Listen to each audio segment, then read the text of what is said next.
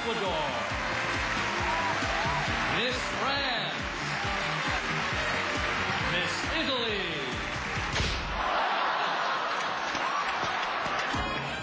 All right, let's talk about the big kahuna, the big send-ups, okay?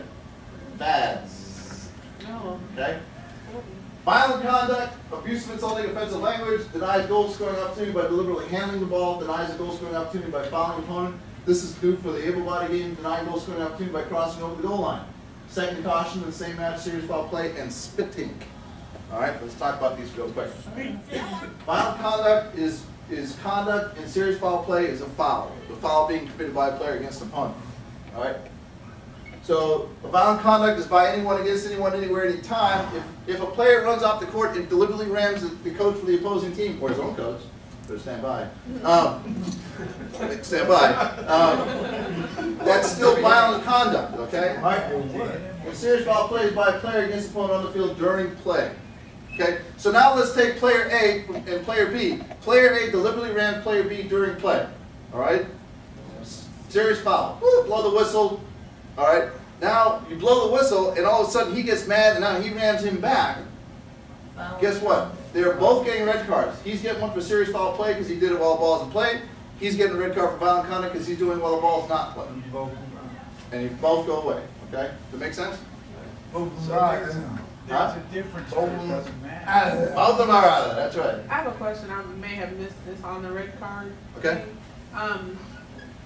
When do you come back to a game? Like, how many games? Okay. Do you Right now, the way we wrote the rules for now, but it's probably going to change next year. The player whose red card leaves the sight and sound of the field, and they're gone for the rest of the game. So the facility. For that game. For the facility for that game. If the game was here, then they have to leave Lakeshore. They couldn't be out there in the gym area. They could be in this room. They could be out in the parking lot, but they couldn't be out there where they could see the game or be heard or seen. It's like when a manager is throwing baseball. Right. Now, Except for one game? For that game only. Now, the tournament decides. I'm as a referee, I work the one game and one game only. Right. I don't care what happens before the game. I don't care what happens after the game. I'm just working this 40-minute game here, right here. Now, if the tournament says the player can come back to the subsequent game, they can do that. Now, a lot of tournaments, what they'll do is if you get a red card in one game, you don't play the next game. At least the next game. All right, serious foul play, excessive force. All right, disproportionate. You know. If during the course of play a player rams up another chair, there's ramming, good blow the whistle, set the ball, direct free kick.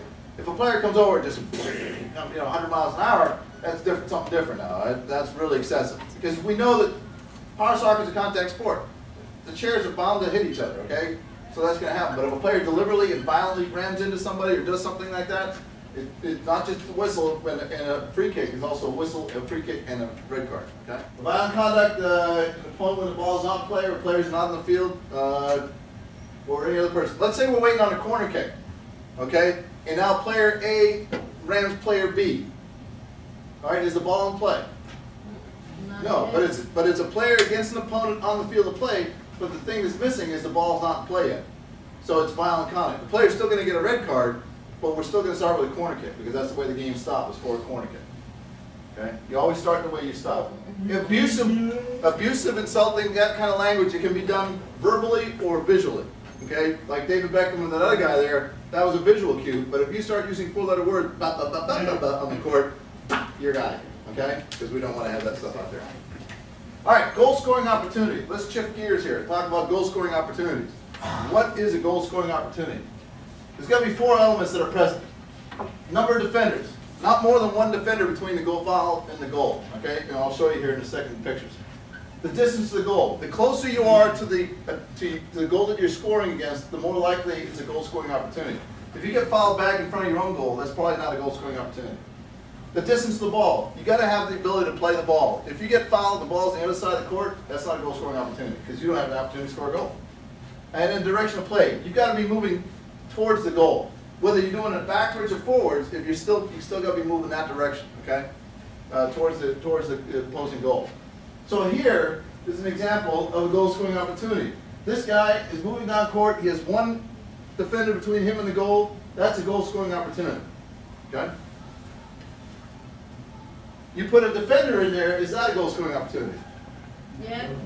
No, not the way the laws are defined, okay? Because we're looking at fouls here. This is not a goal scoring opportunity because now you got a defender and a goalkeeper between him and the goal. In the box or just between? Just between him and the goal. Okay. Now, yeah, that's a great question. If we took this player out of here and this was the goalkeeper out here, is this, forget him up here, is this now a goal scoring opportunity? Yeah. Yes, because there's only one player between him and the goal. All right? That's a great question. Doesn't matter whether he's in the area or not, it's just between him and the goal. So now what will happen is, if this guy is going down court and he deliberately rams him from behind in order to prevent this goal scoring opportunity, all right, that's a red cardable offense, boom, he's out of it.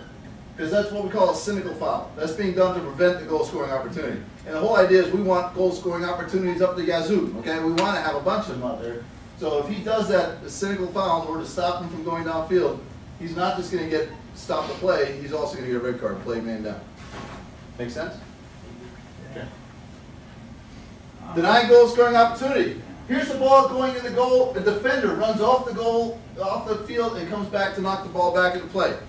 That's a defender. Is he allowed to cross the line between the goalposts? No. No. This is denying goal scoring opportunity, and he's going to get a red card. Denying goal scoring opportunity is also when a goalkeeper goes around his goalpost and prevents a goal from being scored. Wrong. Okay? That's a violation. He's not allowed to do that. If he does that to prevent a goal from being scored, it's denying goal scoring opportunity. He gets a red card. Okay? But what's the restart for this?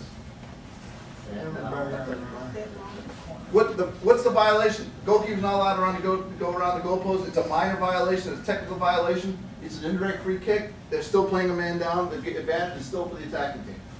Okay? All right. 3 in the goal area. Here he makes the pass to this player, who now takes a shot on goal. You got 2 defenders in there. If he comes in here and puts himself in active play, are you in violation of the 3-on-1 in the goal area? Yeah. Yes, you are. He's preventing a goal from being scored. Is denying goal scoring opportunity. He's going to get a red card, and we're going to have an indirect free kick right here. Let's say he passes over here. If he starts peeling out of here, if he's still in the area when he's coming in there, it's going to be considered going in the net. And this guy comes up and tries to stop it, but it goes in anyway. What's the advantage? Goal. There's no red card because he may have tried to, but he didn't stop the goal. Didn't succeed. Didn't succeed in stopping the goal. Correct. All right, and the result is he's red card. They play with 1 fewer player, and it's an indirect free kick for the opposing team. All right, deliberately handling. All right, the ball's going in the goal, and the player comes up and stops it with his hand. All right, just like the outdoor game using your hands, it's a red card. We start with a direct free kick or penalty kick, depending where it takes place. If it takes place outside the penalty area or the goal area, rather, it's going to be a direct free kick. If it's inside the goal area, it's a penalty kick. All right. Now, if you've already received a yellow card during the course of a match for, let's say, dissent or unsportsmanlike behavior, and you continue to do the same thing or something different that deserves a yellow card, you're going to get another yellow card, and then because it's a subsequent yellow, then you get a red card. 2 yellows equal 1 red. 2 yellows result in a red, right? So, like, immediately, it's not the next time you do No, something? it's immediately there. Second yellow, boom, and then the referee will just do this, bring out the red card on top of that. Add insult to injury. All right. All right, spitting right off the bat, boom, you're out. It's a restart for misconduct.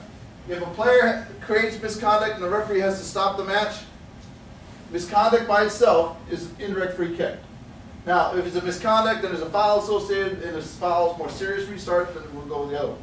But if the referee can also wait till the next stop. Let's say that denying goal scoring opportunity. This guy's going down and he deliberately rams him in the back, but the player is able to continue and go downfield. Am I going to stop the game? No. No. So I'm going to wait for the guy to go down there and try and score. That doesn't mean I can't come back and card the individual that did that, though.